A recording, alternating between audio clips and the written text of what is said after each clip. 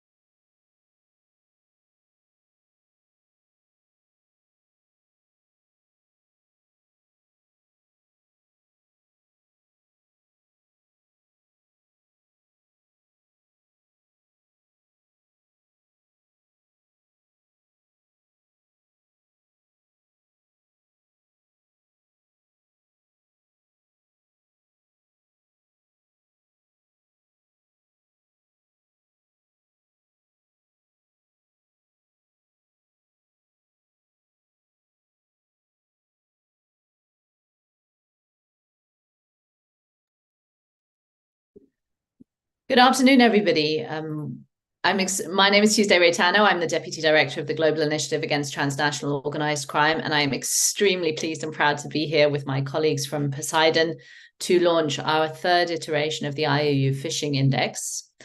The Global Initiative Against Transnational Organized Crime has supported the production of this index now for nearly 8 years. It was a collaboration that was born out of the foundations of our Global Organized Crime Index, which some of you might know, that was designed to try and find a common set of nomenclature, metrics, and measurement systems for different forms of the illicit economy.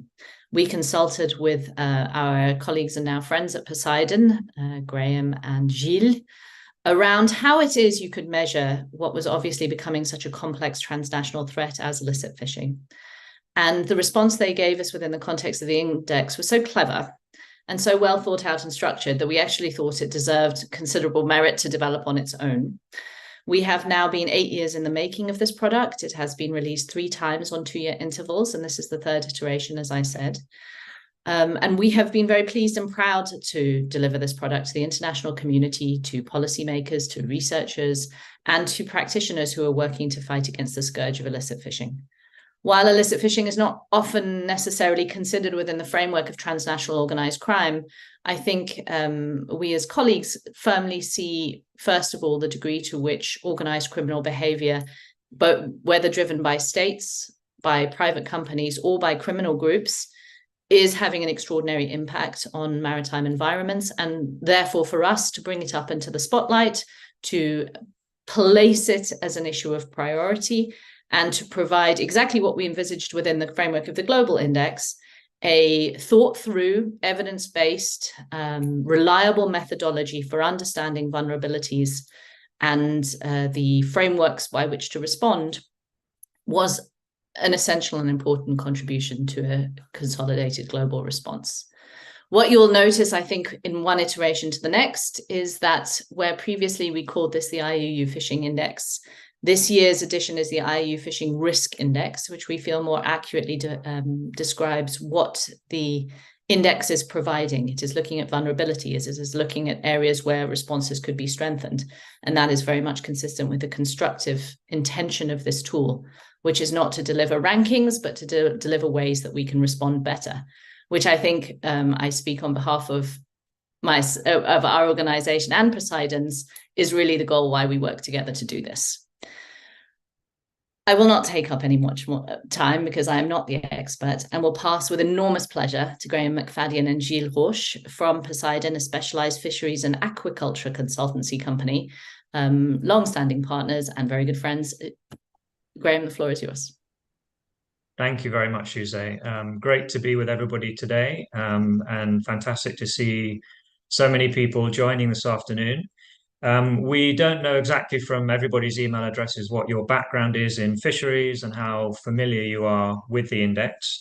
But what we'd like to do, first of all, is just to give you a short presentation where we will briefly provide a bit of information about what the index does and why we think it's useful, provide a little bit of an overview of the methodology, just for some of you who may not be familiar with how the index is constructed, but then mainly is to present the results from the 2023 update. And then having done that, we have a few conclusions and to draw from the findings from 2023. And we can also share with you a little bit of information about how the index is being used and by who in quite a wide variety of different situations. So it's been our pleasure also to work with Global Initiative on this product over the last several years, and also with the designers, Cafe in Brazil, who've done a great job on all the data visualization, and I will come back to that shortly. If you'll allow me, what I'll do is share my screen now, and I have a presentation. If you can confirm you can see my screen. All right, should have started at the beginning, right. So what does the index do and why is it useful? So the index measures the degree to which 152 coastal states, so we don't cover inland fisheries, the extent to which those states are vulnerable to are exposed to IUU fishing and have measures to combat it. What's important about the index is it's not a measure or a proxy for IUU catches, for volumes or values of IUU fish. What the index does is it measures risk that IUU fishing may be occurring. And what it does do also, it allows for comparison of this risk between countries, regions, and ocean basins, both for individual indicators, but also for combinations of different indicators. As Tuesday has mentioned, the reason why this initiative was taken initially was partly because IUU fishing is such an important and major issue and such a problem. As we know, SDG 14, Life Below Water, has eliminating IUU fishing as a target for 2020, obviously not a target that was achieved.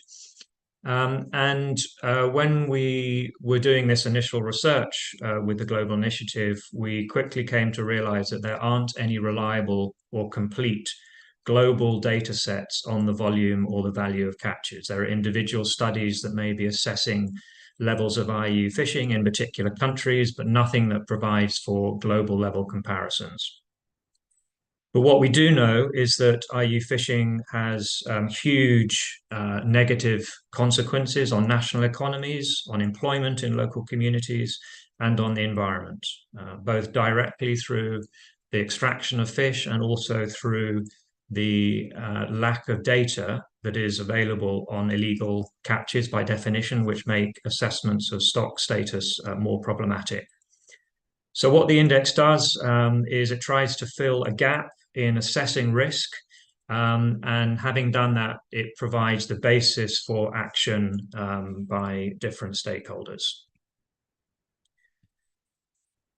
A couple of comments about methodology. The index is constructed using 40 different indicators. And those indicators are categorized into both types and state responsibilities. So every single indicator is both one of the types that you can see here. So it's either a vulnerability, a prevalence, or a response indicator. And at the same time, it's either an indicator that is reflective of coastal state responsibilities or of flag, port, or general state responsibilities. And most of the data that we use to construct the scores for each indicator are available from publicly available sources, but not all of them. So we also engage with country level correspondents, typically in governments in all the countries, to try to complete data that we need for some of the indicators. And then there are a few indicators where we rely on surveys of expert opinion most notably from fisheries observers and MCS practitioners, monitoring, control and surveillance practitioners. So these will be people, for example, who might be working in Coast Guard functions or in enforcement functions within government agencies. All the countries in the index are allocated to one of 8 regions and also to one or more of 7 ocean basins, because obviously some countries sit in more than one ocean basin. And then for every indicator, and by logical extension for every country, we have scores that range between 1, which are the best scores, and 5, which are the worst scores. And for each indicator, we have a series of threshold bands between 1 and 5 that we use to determine whether a particular score for that indicator should be 1, 2, 3, 4, or 5. Also, in the website, there is a methodology paper where we are very transparent and try to be open about some of the strengths and weaknesses of the different indicators, and recognizing that some are probably more robust than others. The calculations underpinning the country level scores also use weightings for the indicators. So those indicators that we think are more reliable and more impactful than the others have a high weighting, and then we have medium and low weightings for other indicators. A couple of comments before I move on to the results themselves, just about interpreting the scores. It's quite important, I think, to recognize that scores between different indicator groups are not directly comparable. So you can't, for example, look at flag state scores and necessarily say that if a score is 3, then that implies more risk and it's worse than coastal state scores that are a score of 2.6, for example. Equally important is that scores of 1 don't imply that there's nothing left that a country can do to improve its performance. And equally, that scores of 5 don't mean that the country is doing nothing in its fight against combating IUU fishing. So we have, as Tuesday mentioned, I've also made reference to our designers in Brazil. We have a whole sort of suite of data visualization, which is available at the website. And I'm just going to exit the presentation and take you to the website so I can just show you some of the functionality, because it's quite nice the way that it's constructed. So on the maps page, which is the landing page that you arrive at, there are various options for filtering and looking at scores by different groups. So you can either select countries, all the countries that are within a scoring band. You can filter by different state responsibilities. So if I want to look at the scores for the coastal indicators, I can select here and I can see the scores for the coastal indicators. We can also filter by the types of indicator, prevalence, response, and vulnerability. And we can also select by year. So we have all 3 iterations of the index available to toggle through, and you can compare scores across the different time periods. We can also filter by region and ocean basin. And then if you hover over a particular country, you can see the country scores and the change over time over the 3 iterations for the particular country.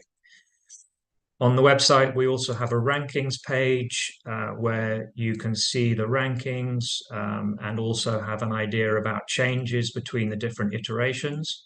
And you can see on the left here these fishbones, which I will come to in a second and explain a little bit more about.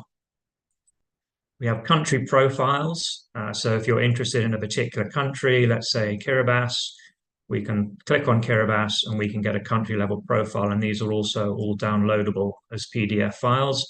And again, here we can see the change over the different iterations and the scores for all of the 40 indicators that comprise the index. We have a report page, which is the 3 reports, and we have 1 for each iteration of the index. And then finally, we have a page which is the data file. So if anybody's interested in the raw scores, that's available for download as well.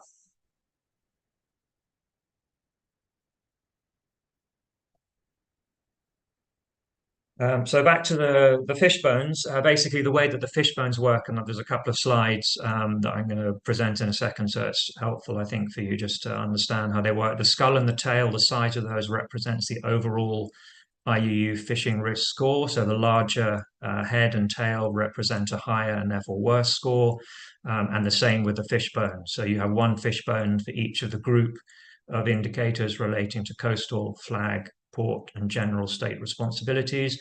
And the longer the line, the higher the score, and therefore the worse the performance is. So moving on to the findings from the 2023 updates, and Gilles and I have been working on this the last 6 months or so. So most of the data that underpin these scores are either sort of at the present time or over the last couple of months. Most of them relate to 2023. There are one or two indicators for which data are a little bit older for 2022, depending on the specific indicator, but there's full availability about the data sources and the time periods in the methodology paper that's also available on the website. So in 2023, the global total score was slightly up, so slightly worse than 2021, but not very much. So it's only a marginal increase, showing there's been no significant shift or real improvement in the overall risk of IUU fishing at a global level. For some of the worst performing countries you can see on this slide here, so China, Russia, South Korea, Yemen, Taiwan, and Ukraine, these countries were all actually in the worst 10 in 2021 and have remained in the worst 10 countries. But in 2023, India, Iran, Indonesia, and Comoros joined the list of the worst 10 performing countries. And in terms of the change in the global ranking, which you don't see on this slide, but Peru, Sri Lanka, and Papua New Guinea were the three countries that had the biggest drop in their overall ranking performance, so the worsening of their ranking performance between 2021 and 2023. Some of the good performers for all the state responsibilities combined, Romania, Finland, Belgium, and Sweden remained in the top 10. But there are 6 new countries: Australia, Iceland, Argentina, Monaco, Canada, and Slovenia all entered the top 10 for the first time. And countries that improved their ranking the most were Argentina, Seychelles, and Trinidad and Tobago. I mentioned a few moments ago that because of the tagging of the countries to specific regions and ocean basins, we can also look at scores by region and ocean basin. So on the slide here, you can see the regional scores, and on the top left, Asia has the highest score, indicating that it's the worst performing region. North America and Europe are the 2 best performing regions, and they were the only 2 regions that actually improved their scores between 2021 and 2023. For the ocean basins, West Indian Ocean and the Western Pacific had the worst overall scores in 2023. And the East Atlantic remained the best performing ocean basin, as it was in 2021, followed by Mediterranean and the Black Sea. So maybe what is sort of particularly interesting, I think, is what's driving these overall scores globally. And as I've mentioned, we can group the indicators into different state responsibilities. And then we have specific indicators that relate to those state responsibilities. So if we look first of all at the coastal state responsibilities, we can see that the score increased, but only very, very slightly. So basically the same in 2023 as in 2021. And the individual country scores for the coastal indicators range from the best performing country, Poland, to Yemen, which is the worst, with a score of 4. And Somalia, Ukraine, Indonesia, Madagascar were all countries that entered the list of the worst performing countries in 2023 for the coastal indicators. And European countries, perhaps not surprisingly, dominate the list of the best coastal state performers, as they did in 2021 and in 2019. At a regional and ocean basin level, Africa is the worst performing region in 2023 and Europe the best. And for ocean basins, the West Indian Ocean had the worst score in 2023, so no particular change there from 2021, and always the worst performing. So on this slide, you can see the coastal state indicators. And as I mentioned, all of those can be allocated to whether they relate to vulnerability, prevalence, or response. And in terms of the vulnerability, and so you can see on this slide that the green ones are the indicators for which the scores got better in 2023.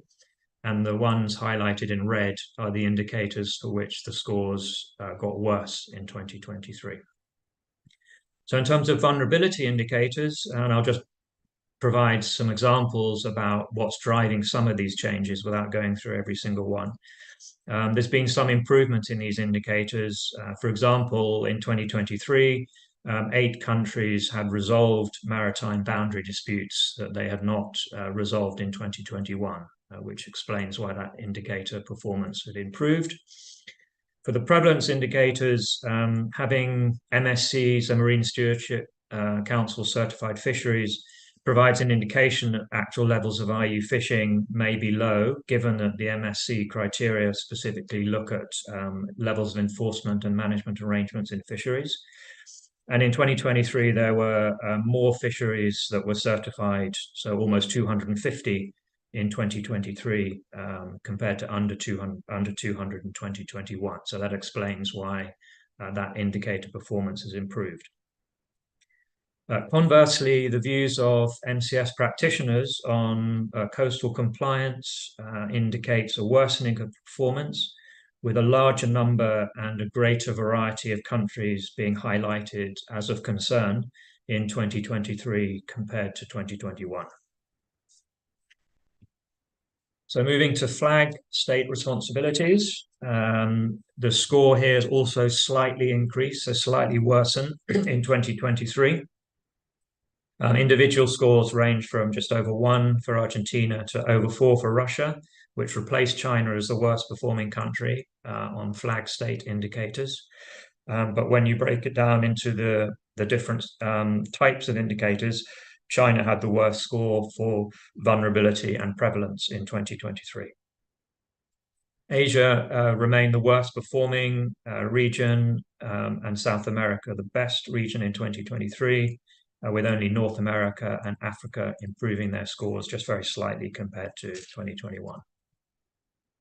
So again, on this slide now, you can see the flag state indicators showing which improved and which worsened. We can see that in 2023, there were 5 indicators that got better and 5 that got worse. Some of the examples of the improvements in performance include the UK accepting the FAO compliance agreement, and Cameroon, Japan, and Romania providing data for inclusion in the FAO's global record of fishing vessels. Conversely, worsening performance is reflected in a number of countries with more vessels on IUU vessel lists than in 2021. And fisheries observers and MCS practitioners both reported a larger number and a greater variety of countries as being a concern in 2023 with respect to potential flag state compliance incidents than in 2021. So the next category is the port state indicators. Again, overall globally, this score increased, so worsened compared to 2021. And the world overall scores for vulnerability and response drive this change, whereas the prevalence scores actually remain unchanged for this group of indicators.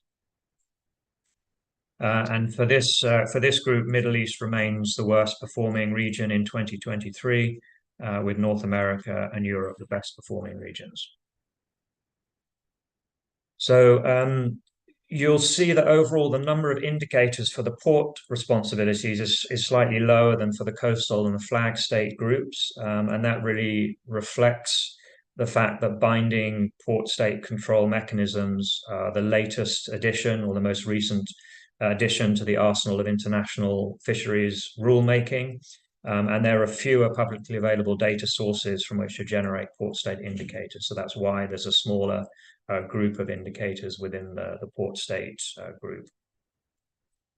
Only one indicator had improved scores ratification of PSMA, Port State Measures Agreement, and that's driven by Angola, Eritrea, Morocco, and Nigeria. or ratifying the agreement since 2021. Of course, that doesn't tell you anything about the extent to which they are actually implementing the obligations of PSMA, but it does signal that positive changes might be underway. Some of the factors driving the indicators for which performance is worse are the number of port states catering for foreign fishing vessels rose slightly in 2023. There's a larger number and greater variety of ports or countries were being highlighted as of concern by fisheries observers. And in 2023, designated ports, we changed slightly the base or the data source for this indicator. The indicator is the same, but now rather than relying on self-reporting from countries, it's more reliable for us to use the online FAO PMSA database. And that explains why, perhaps counterintuitively, this indicator slightly worsened in 2023. Then the final group is a group of indicators which we can't tag specifically to coastal flag or port state responsibilities. So we term these general responsibilities. And this group has a large number of indicators. And the total score actually was unchanged between 2023 and 2021. However, within the individual country scores and the ocean basin scores and the regional scores, there are significant movements in the scores for the general responsibility indicators. I'll just give you a couple of highlights again, just to explain some of the drivers of these changes. So we had 8 indicators, general indicators, got worse in 2023, 5 improved, and 2 remained unchanged. Some of the positive changes, there's been steady progression actually since we launched the index in 2019 of countries requiring vessel monitoring systems and onboard commercial vessels. And Cambodia is a good recent example of a country that has recently required that didn't in the past. We have a number of countries, for example, Saudi Arabia and Togo ratified UN Fish-TOC agreement since the last update. And then quite a large number of countries, over 20, that improved their scores as a result of the increase in MSC certified products sold as a proportion of their food fish supply. And quite interestingly, given some of the challenges for the MSC in their outreach in developing countries, is that those 24 countries include at least quite a large number of middle-income countries like Chile, Mexico, Thailand, Philippines, Peru, and Malaysia. So these countries are also now buying into the MSC scheme and sourcing products that are coming from sustainable fisheries. Some of the things driving the indicators for which there is worse performance, Cameroon was identified and listed in 2023 by the EU under the IUU Regulation, but there were no countries that were identified or listed in 2021 that dropped out of that list. And then in terms of the American inclusion or noting of countries of concern in the biannual NOAA report, the last version of the report pre-identified Ecuador, Japan, Malta, and Ukraine, identified China, Guyana, Costa Rica, Russia, Senegal, and Taiwan as of concern, and Ecuador also received a negative certification for issues that had been identified in the 2021 report. So all of those countries are countries of specific concern to the Americans and are included in the NOAA biannual report. There are also fewer countries being mentioned positively in media reports. So one of the indicators draws on the Pew newsletter, which itself sources information from a huge range of media outlets on positive and negative mentions of countries combating IUU fishing.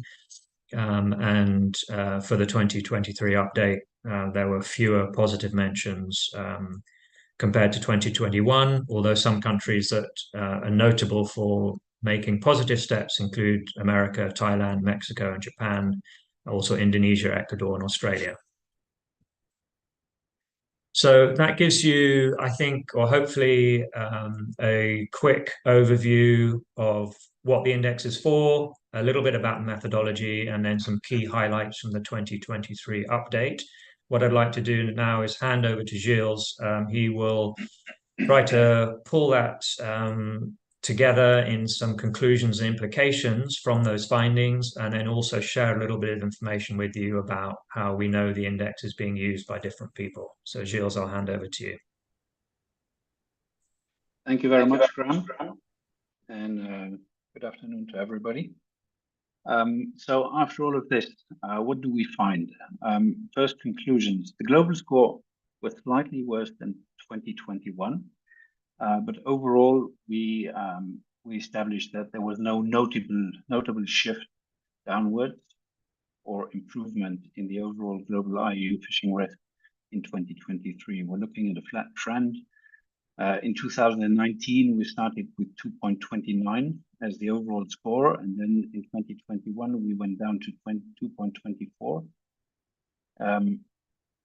and then we came back after the first COVID year. We came back to 2.28. So really, the trend is flat. The relative rank and score stability for regions and ocean basins has been mentioned by Graham, but we do find that there can be substantial movement for individual countries, both moving up to higher risk categories or moving down to lower categories. And when we talk about score stabilities for regions and the ocean basin, that's when we look at groups of countries, and when we look at how these regions or ocean basins are ranked, we find between the three different iterations, we find relatively stable scores and stable ranks, not a lot of movement there. The indicator scores, 18 indicator scores improved, 18 worsened, and or remained even. So that gives us this sort of balance of things that nothing has been moved. The conclusion or the implication to this is that we find that combating of IUU fishing, as it is identified under the SDG 14, remains highly relevant, and that we must continue to pursue it vigorously. So the IUU Fishing Risk Index assists us in targeting action where it appears to be most needed, and this will also lead me into the next slide. However, there is one word of caution that I would like to mention. It is important to note that the index only provides a first stop, okay? And it should not be used as a substitute for in-depth local and on-the-ground assessment. As it is based on indicators, it gives us an idea of where we might want to focus our action. But then when we move into a region or into a country, we actually need to try and figure out what the exact nature of the problem is, right? So who is using the index? What are the users that are made of the index? And I would like to start there with looking at usage data. So you see the graph in your slide here. We have three metrics: the number of users, the number of sessions that have been initiated and that went for quite a while, and the number of page views that we have had. Over the first 5 years that we're looking at now, since the index has been published, we find an exponentially rising use that is being made of the index on the internet, and we have a doubling of usage statistics every 2 years. So from 2019 to 2021, the three metrics doubled roughly, and then from 2021 to 2023, where we have not finished counting the numbers yet, we have almost an entire other month to go, we find that it has doubled again over 2021. And by comparison, the usage of data on the website is large when you compare it to other websites that are public-facing and that provide the public with useful information or data. The usage is big. We have about 160,000 page views since inception. We have about 60,000 sessions that were initiated since 2009. And so this means that the index is being actively used, absolutely. We know that and we see that, and the usage is expanding, continuing to expand at a very significant rate. Just some example of users of the index. First of all, we have donors to inform the allocation of spending in projects to combat IUU phishing. Here, the index helps to quickly decide whether it is, as Graham was going through these categories, whether it is a coastal state, port state, or flag state issues that are dominating the picture of any individual country, or also of any particular region or ocean basin. Secondly, we have seafood buyers that may want to assess the risk that their purchases of seafood are from legal sources, especially for countries that evolve under import trade monitoring frameworks, as we have the countries of the European Union under the IUU Regulation and the United States under the Seafood Import Monitoring Program. For them, it is for the importers, it is essential to manage risk and exposure by including IUU risk in their strategic decision making on seafood sources. Then we have trade control agencies to incorporate risk of fish from IUU fishing entering international market. And here, basically, that is the same as the above example, but from the perspective of the trade control agencies, okay, deciding on where to focus inspection dollars, if you could say it that way. Then we have aquaculture certification standards. I have been involved directly in this part as well on some other work as part of risk assessment on the origin of raw material being used in aquaculture feed. So in aquaculture feed, we trash fish, small juvenile fish that is not fit for human consumption, is a common source for fish meal producers, and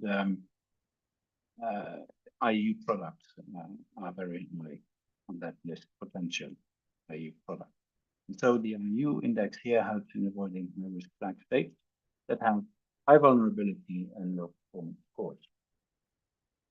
Last one on this list, authors of books. This is books on fisheries and also books that do not deal with fisheries at all, but that might be looking at countries in a broader sense. Sometimes we do come across examples of where the index is mentioned in general textbooks, but obviously these references are a little bit more difficult to find. Right? Then we have countries in RFMOs in assessing IUU risk, benchmarking country performance, and informing risk analysis of inspection services. I have just come back from Cambodia earlier this week, where I've been training port inspection officers. And in Cambodia, we have developed a risk assessment matrix under the PSMA. So when foreign fishing vessels are requesting authorization to enter into port, the risk analysis framework now incorporates the IUU index, where the flag state performance, the IUU fishing index score for flag state performance is actually integrating the risk analysis for the vessels that are coming in, and where the relative risk attached to the flag state is then taken into consideration with regards to whether an inspection should be ordered when the vessel leaves port, or whether the inspection can be waived. Second last point on the academics or research. as a data source for articles focusing on fishery sustainability and IUU fishing, but also on wider issues such as human trafficking, security threats, or looking at drivers that are behind the level of IUU fishing risk that we see. So you might be looking at or drivers, indicators like governance or national income, or other number of ports, other such things. And the index provides then the data backdrop in which these assessments can be formed. And finally, we have civil society in advocacy work, highlighting regions or countries of concern and using the indicator as a component of wider indices. And maybe it is also under that perspective that the IUU Fishing Index itself was initiated by the Global Initiative, and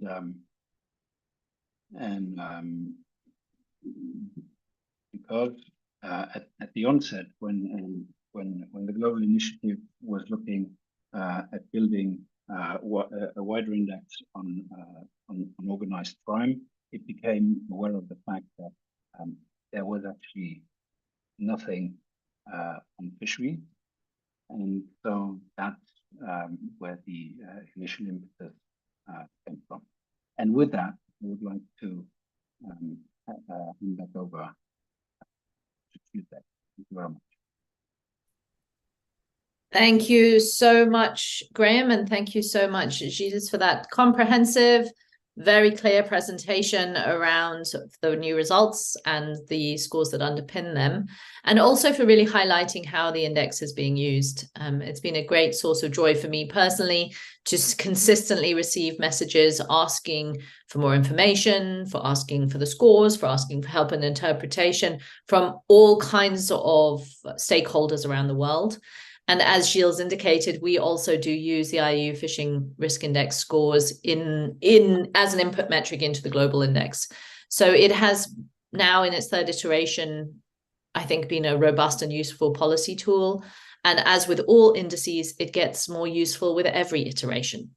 So I will cheekily take this opportunity to thank those countries and organizations who've supported the development of the index. It has been funded by the governments of Norway and Denmark, not necessarily at their own behest, but through their core contributions to the global initiative, and actually out of our own funding. And we are very pleased to have it, I think, as a very strong, independent contribution into the evidence-based policy debate. We have a number of questions from the floor, and please, anybody who's online, you are most welcome to continue to put questions into the Q&A section of the Zoom. So you do not have access to chat. We are using the Q&A function, and all of us in the panel are receiving those questions. We've had a couple of detailed ones around specific indicators and changes in indicators, Graham and Gilles. So maybe you would want to look at those together. Roy Ortega asks, why is it increasing number of PSMA designated ports is a negative driver rather than a positive one? And somebody else asks how NPOA IUU could have declined, whether some countries decided to get rid of theirs who had it formerly. Do you want to start with those? I can do, thank you. I'll try to field those, Gilles, jump in if you feel I've missed anything. So on the first one, it's actually for the port, sorry, with port one.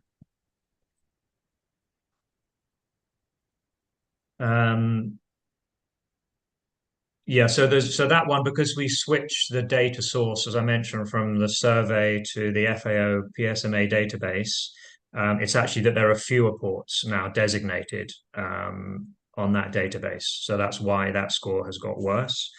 And for the NPOAs, it's a very good question to highlight that one, very perceptive. There's no sort of, within the index, we don't have a time period for the NPOA. So this one is slightly counterintuitive.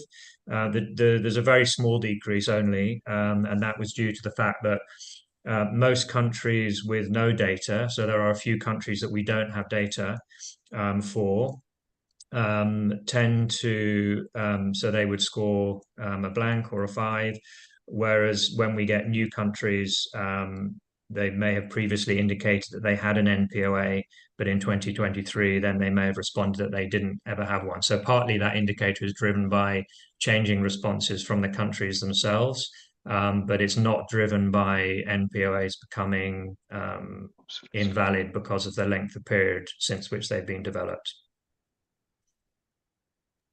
Thank you. Jill, is there anything to add on that? On the last one, when you know, if people are not clear about how it could be that a country has claimed or responded they had one, and then afterward it moved to not having one. What we found is that for countries of the European Union, the IUU regulation in its preamble states that this is the response of the European Union to the IPOA IUU, to basically translating it into legal substance. And so many of the, a range of European Union countries have understood that, you know, being an EU member and being under the IUU regulation is the same thing as actually having an NPOA IUU in place, which looks at the national situation, does a gap analysis or an assessment like that, and then decides what the big big works are that need to be addressed, you know, in order to better do a job on IUU fishing.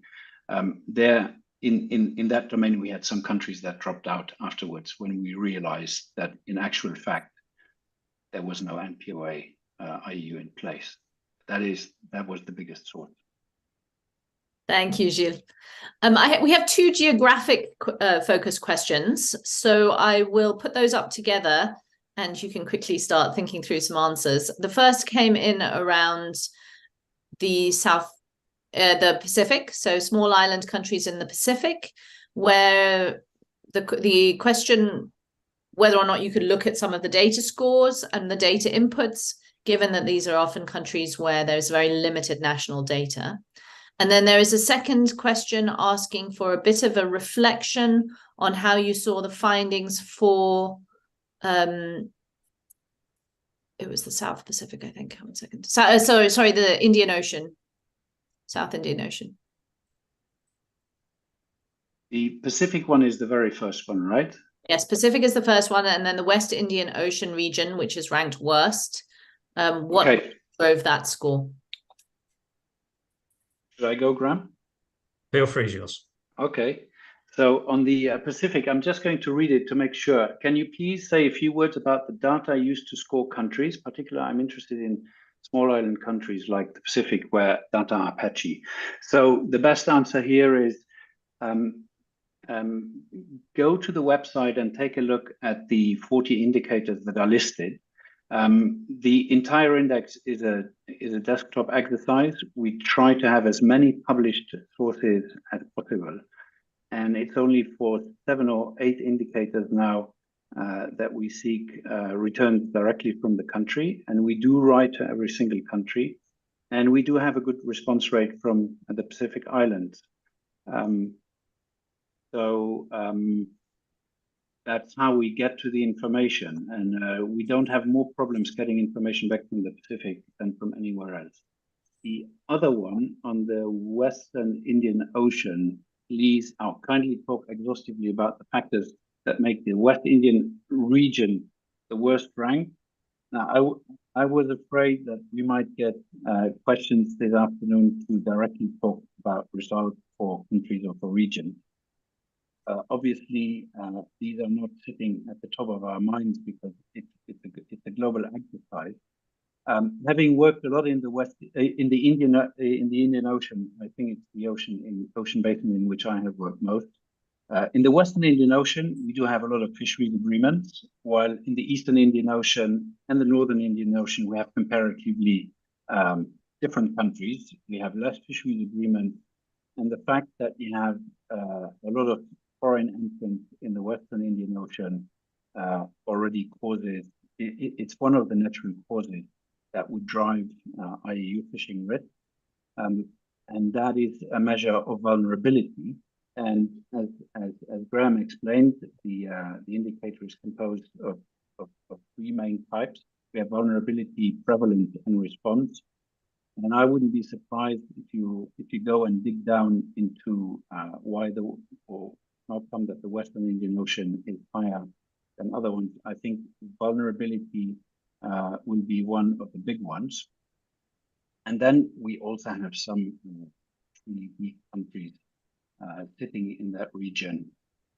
Comoros is one, Somalia is another one. Yemen, I'm not sure if it's still counting to the Western Indian Ocean already. No, it should be, because we don't have northern, we just have west and east. So Yemen is another one of the really weak ones. And of course, these countries together, on that seaboard, on the at the level of prevalence and then also response are going to bring down the score. And this is also one of the reasons why, Graham has mentioned a few times, North America and Europe as regions being the strongest. Then you also find that the ocean basins that are, bordering those regions are the ones that are coming in with the best scores, because the scores are derived from the countries that are bordering these ocean basins. Thank you. Yeah, thanks. No, I think that's absolutely right. All of the ocean basin and the regional scores are obviously derived from the countries that sit within them.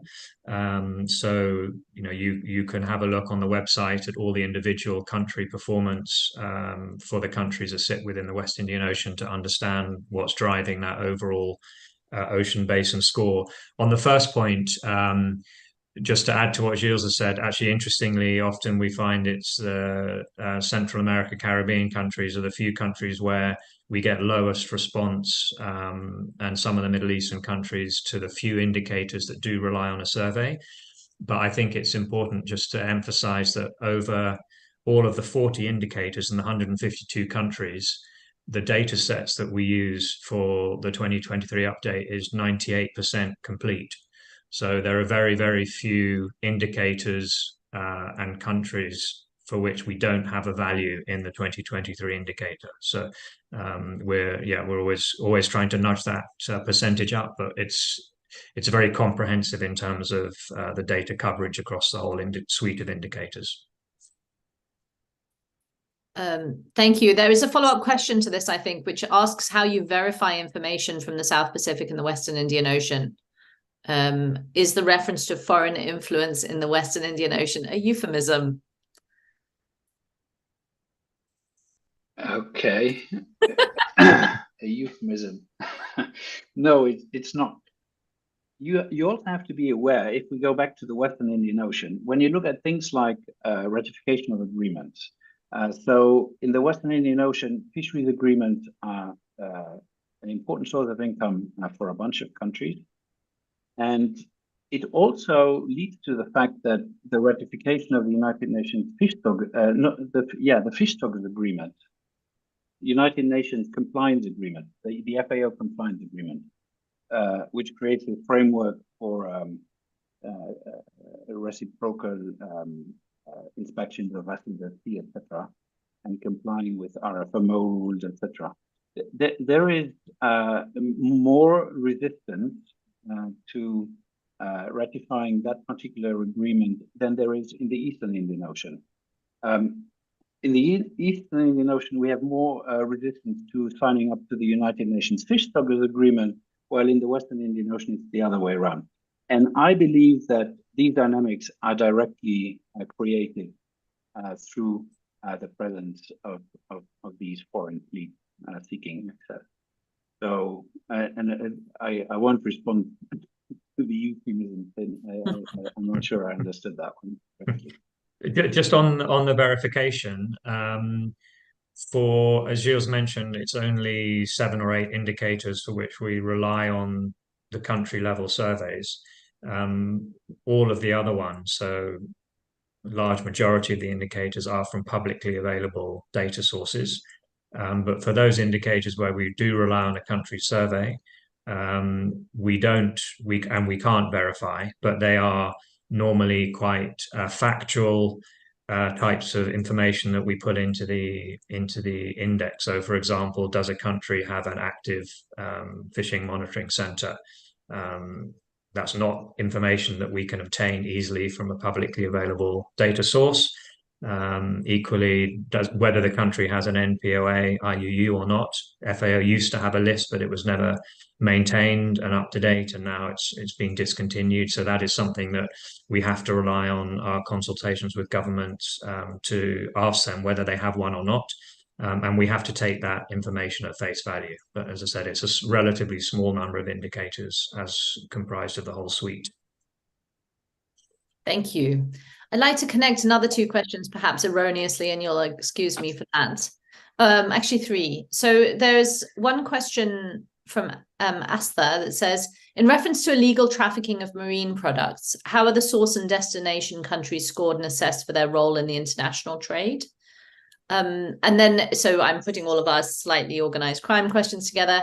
There's a second question is there any information about money laundering on the IUU Fishing Index? Thanks. Interesting questions. The trade question, when we initially started thinking about constructing the index and the methodology, we did think about having a suite of marketing-related indicators, but we found it would be very hard to have a significant and a robust list of indicators that could draw upon publicly available information. So the marketing element of illegal fishing is not well covered in the index. There is one indicator that deals with the extent to which countries are complying with market state obligations under RFMOs.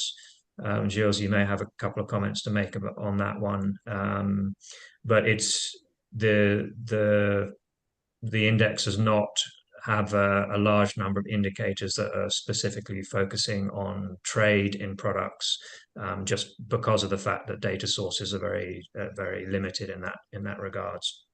And in terms of money laundering, the index doesn't incorporate other indicators related to organized crime, or on labor issues or smuggling and those sorts of things. It is very much focusing on illegal, unreported and unregulated fishing as defined in the IPOA IUU. So we don't cover money laundering within the index. One thing you could do if you're interested in potential correlations between economic crimes and IUU fishing would be to use the global index, where you can also pull out specific markets and indicators, both in terms of criminal prevalence and resilience too, and you could correlate those. If you want some help with that, would be happy to discuss that. Gilles, did you have any follow-up? Yeah, well, I just on what you said, because and in response to the question on money laundering, so if we have money laundering already sitting, so our index does not use indicators or scores of other indices. It's a standalone sort of pure exercise that goes to sort of first data. Sorry, Gilles, apart from the corruptions perception index, which is one of the indicators. That's correct. And that's correct. And depending on what you're going to run it against, you will have to take, we've been doing that on some other work that we've been doing with Pew.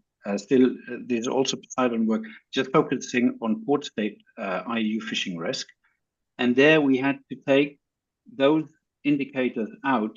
So if we want to correlate, for instance, IUU fishing risk with the corruption against the corruption indicator, we will have to take corruption out of the bag of indicators in our IUU index in order not to correlate like with like, because if you do that, then obviously you're going to drive the correlation towards giving you a positive response. So I believe this is the only one that we have, and you can use the indicator to then run it against money laundering and see in how far you find a correlation across the board. And if in places where money laundering is a big problem, you find if IUU phishing is a big problem, or the other way around. And that's the driver, the sort of research on drivers of IUU phishing that can be done, using the index. Just on, sorry, Tuesday, just on that sort of, maybe it raises a broader issue about revisions of the methodology. What we have strived to do so far is to make sure that we don't change the indicators, because it's quite interesting and useful to be able to compare across the different data sets.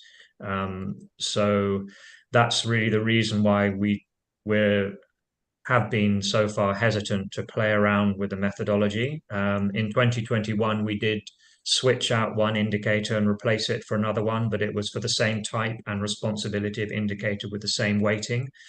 So it didn't affect the comparability.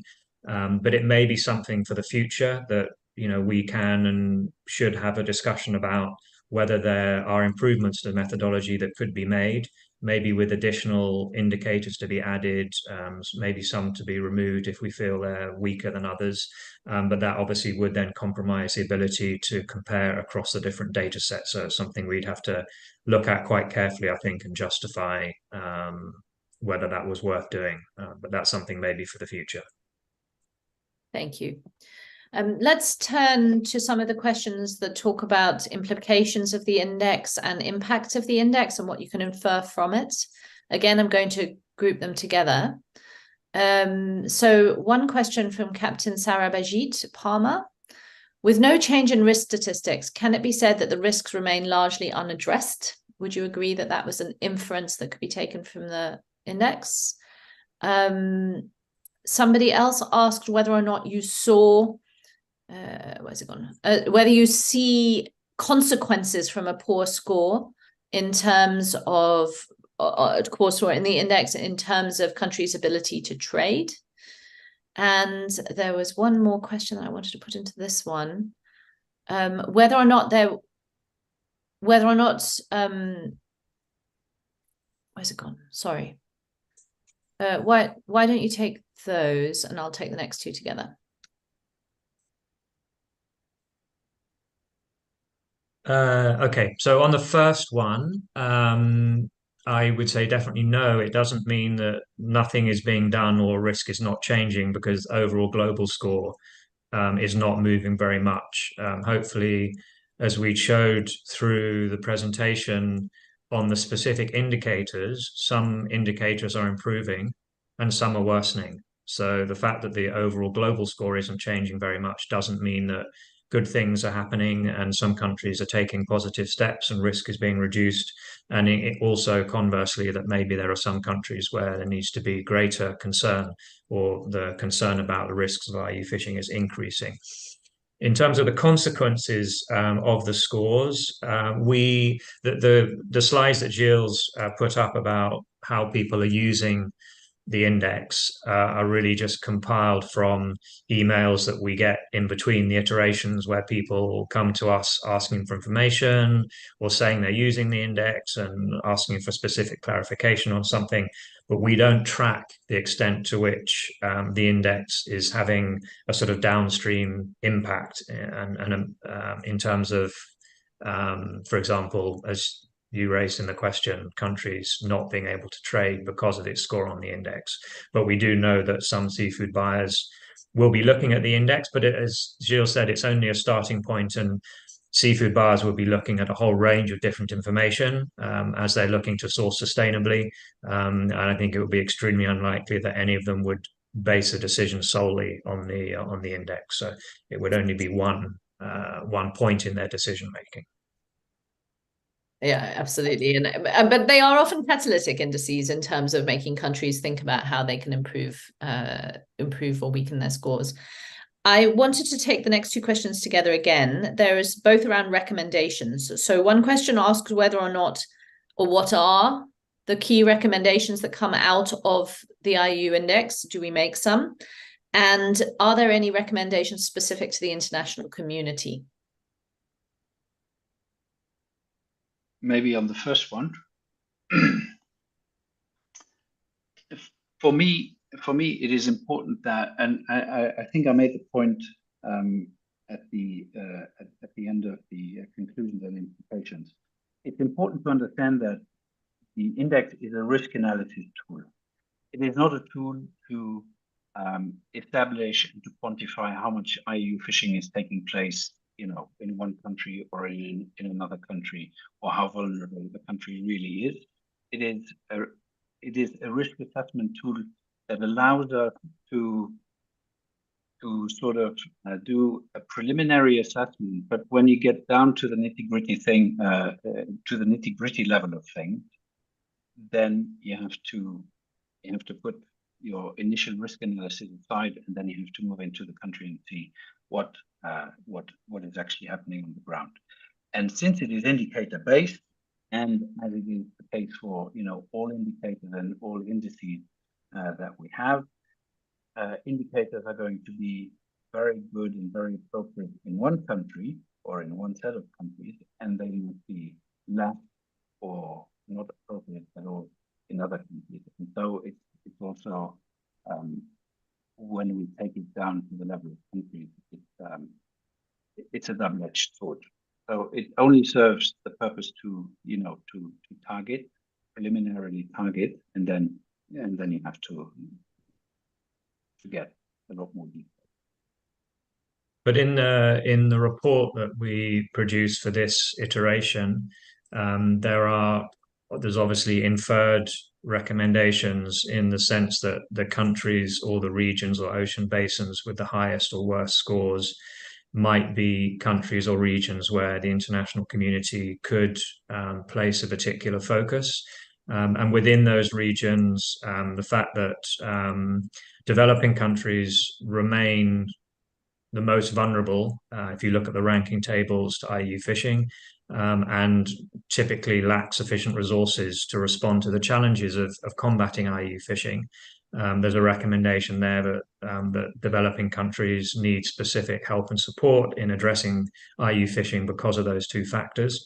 And there's also a recommendation specifically on not necessarily how to solve the problem, but the need to solve the problem, particularly for distant water fishing fleets that have poor scores for both flag prevalence and also weak flag response for those indicators. So addressing those issues and those countries could make a big difference, I think, at a global level. So there are some specific recommendations of those nature in the 2023 report.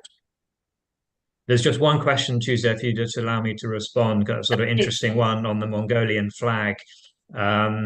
Because the index is constructed for coastal countries, we don't generate scores for inland countries, but there are obviously a number of landlocked countries that run fisheries registers, particularly for reefer vessels and so on, that are problematic in combating IUU fishing, but we don't have scores for those countries specifically within the index. Thank you. And would you answer also the question above it, which is, to what extent would the High Seas Treaty, as and when it comes into force, address IUU fishing?